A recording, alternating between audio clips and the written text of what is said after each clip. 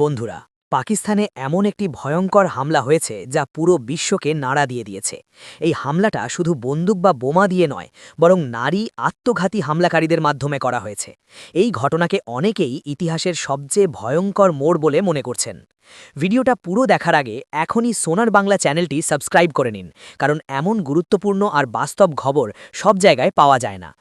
Balochistan liberation army, যাকে সংক্ষেপে BLA বলা হয়, পাকিস্তানের সেনাবাহিনীর ওপর একটি বড় আক্রমণ চালিয়েছে।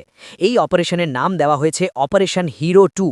এই হামলার সবচেয়ে চমকপ্রদ বিষয় হল এই প্রথমবার বিএলএ নারী ফিদায়েন বা আত্মঘাতী যোদ্ধাদের ব্যবহার করেছে। বিএলএ দাবি করেছে এই হামলায় অংশ নেওয়া 2 জন নারী ছিলেন উচ্চশিক্ষিত বেলুচ নারী। সোশ্যাল মিডিয়ায় তাদের ছবি ও ভিডিও প্রকাশ করা হয়েছে, যেখানে তাদের হাতে অস্ত্র দেখা যাচ্ছে এবং তারা হাসি মুখে ক্যামেরার দিকে তাকিয়ে আছে। এটি স্পষ্ট করে দেয় যে বেলুচিস্তানের সাধারণ মানুষের মধ্যে পাকিস্তানি সেনাবাহিনীর বিরুদ্ধে কতটা গভীর ক্ষোভ জমে আছে। বিএলএর দাবি অনুযায়ী এই হামলায় প্রায় 200 জন পাকিস্তানি সেনা নিহত হয়েছে। যদিও আন্তর্জাতিক গণমাধ্যম এই সংখ্যা প্রায় 120 জনের কাছাকাছি বলছে, তবে একথা নিশ্চিত যে পাকিস্তানের সেনাবাহিনী বড় ধরনের ক্ষতির সম্মুখীন হয়েছে। এই হামলাগুলো চালানো হয়েছে বেলুচিস্তানের গুরুত্বপূর্ণ এলাকাগুলোতে, কোয়েটা, গোয়াদার, মাস্তুং এবং নুস্কির মতো জায়গায়। সব সময়ের মতো এবারও পাকিস্তান এই ঘটনার জন্য ভারতকে দোষারোপ করেছে, কিন্তু ভারত সরকার এই অভিযোগ সম্পূর্ণভাবে অস্বীকার করেছে। ভারতের বক্তব্য পরিষ্কার: পাকিস্তানের উচিত ভিত্তিহীন অভিযোগ না করে বেলুচিস্তানের মানুষের দীর্ঘদিনের বঞ্চনা ও সমস্যাগুলোর সমাধান করা। বেলুচিস্তান পাকিস্তানের মোট ভূখণ্ডের প্রায় 44% এলাকা জুড়ে রয়েছে। এখানকার মানুষের অভিযোগ, তাদের অঞ্চলের খনিজ সম্পদ ও প্রাকৃতিক সম্পদ ব্যবহার করে পাঞ্জাব প্রদেশের উন্নয়ন করা হচ্ছে, অথচ বেলুচ জনগণ কিছুই পাচ্ছে না।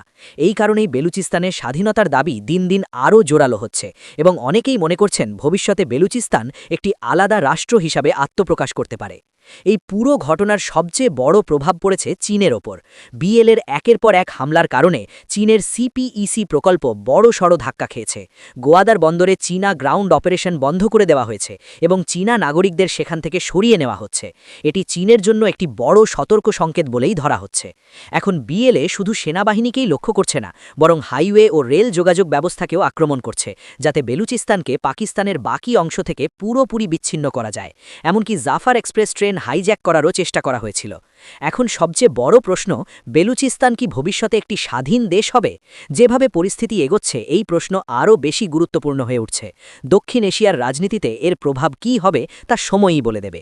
এই ধরনের বড় বিশ্লেষণধর্মী ও গুরুত্বপূর্ণ খবর নিয়মিত পেতে সোনার বাংলা চ্যানেলটি এখনই সাবস্ক্রাইব করুন।